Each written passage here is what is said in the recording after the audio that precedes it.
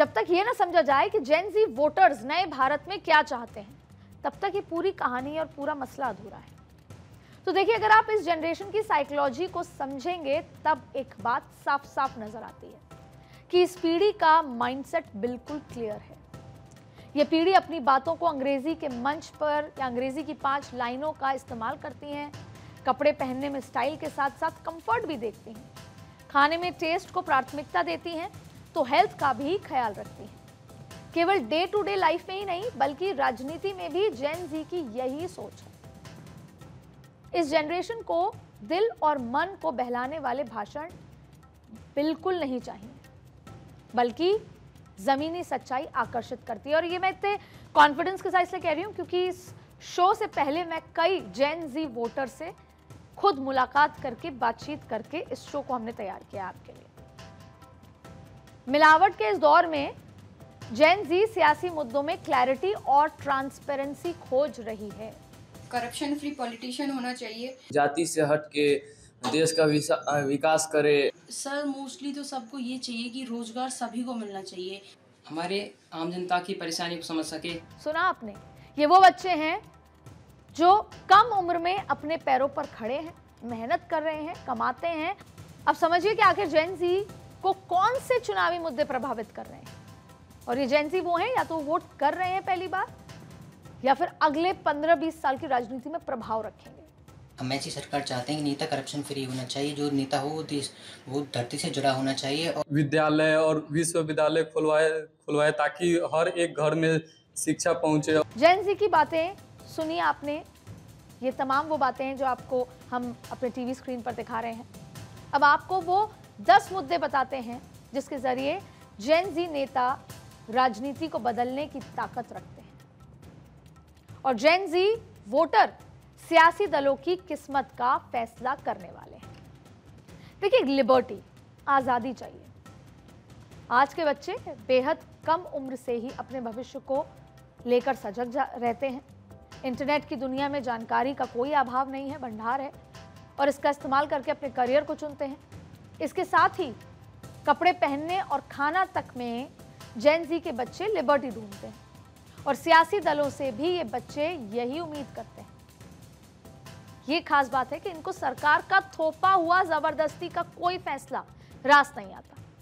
ये पीढ़ी भावना में बहकर नहीं बल्कि रैशनल तरीके से ही सही या गलत का फैसला करती है और इसीलिए सरकार के फैसले में भी रैशनैलिटी खोज रही है।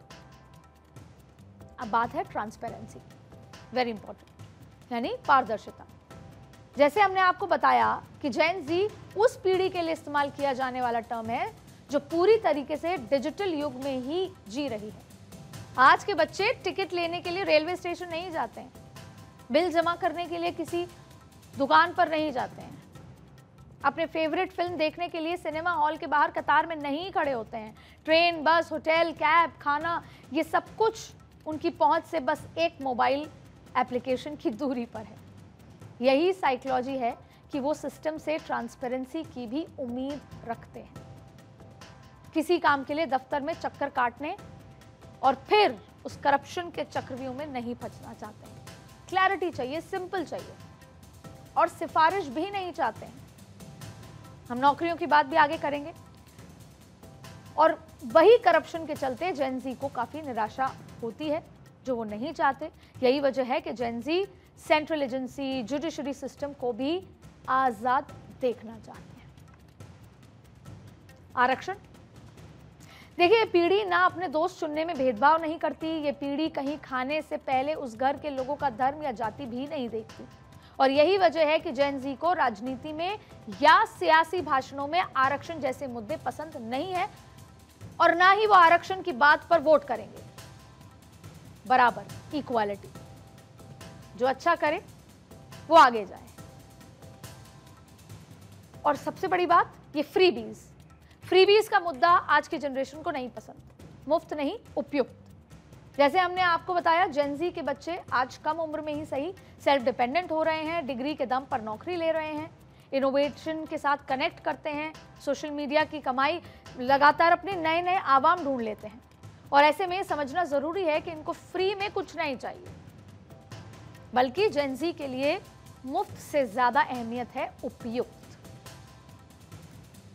रोजगार, एम्प्लॉयमेंट। ये बात अलग है कि जेनजी का एक बड़ा तबका सही उम्र में खुद को सेटल कर लेता है, लेकिन इसके लिए रोजगार के मौके बेहद जरूरी हैं, जो सरकारें अपने अलग अलग तरीके से युवाओं को लुभाने के लिए करती है, देती भी है, लेकिन रोजगार हमेशा मुद्दा है कि एक बड़ी मात्रा में रोजगार नहीं मिला।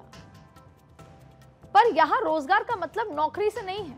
ये जेन जी को सरकारी नौकरी ही सिर्फ रोजगार नहीं है। ये वो दौर आ गया है जहां युवा सरकारी नौकरी के पीछे नहीं भाग रहा है, लेकिन अब ऐसा नहीं है कि युवाओं के लिए अच्छी कमाई, अच्छा लाइफस्टाइल ये बेहद मायने रखता है, ईज ऑफ लिविंग, तो ये बेहद महत्वपूर्ण है। और ये तब होगा, उनको लगता है कि जब करप्शन फ्री चीजें होंगी, ट्रांसपेरेंट होंगी। हालांकि इस चुनाव में हमने करप्शन जैसा मुद्दा सरकार के लिए नहीं सुना, तो पुराने मुद्दों पे हम बात कर रहे हैं, तो हम शायद उस दिशा में धीरे धीरे बढ़ भी रहे हैं। अब बात है हेल्थ एंड एजुकेशन। ये दो ऐसे मुद्दे हैं जो आज़ादी के बाद से ही हर चुनाव में केंद्रित रहते हैं, लेकिन बाकी सेक्टर की तरह हेल्थ और एजुकेशन में हिंदुस्तान ने वो मानक हासिल नहीं किया है जो उसे करना चाहिए था, क्योंकि हेल्थ और एजुकेशन हर नागरिक का हक है। उसके लिए हम चिंता करके सिर्फ कमाने में लगे हुए हैं कि बूढ़े हो गए, बीमार हो गए, तो बच्चा पैदा हो गया, पढ़ाना है इसलिए कमाना है। ये एक बहुत बड़ा, पूरी जिंदगी में कमाई का, माँ बाप का पैसा चला जाता है, और बुढ़ापे में हम पैसा संजोते हैं घूमने के लिए नहीं, हेल्थ के लिए। तो आज का युवा काफी अवेयर है, जो समझता है कि अच्छी शिक्षा और स्वास्थ्य देने का सरकार की जिम्मेदारी है, और वोट डालते वक्त जेनजी के मन में ये बात जरूर रहेगी।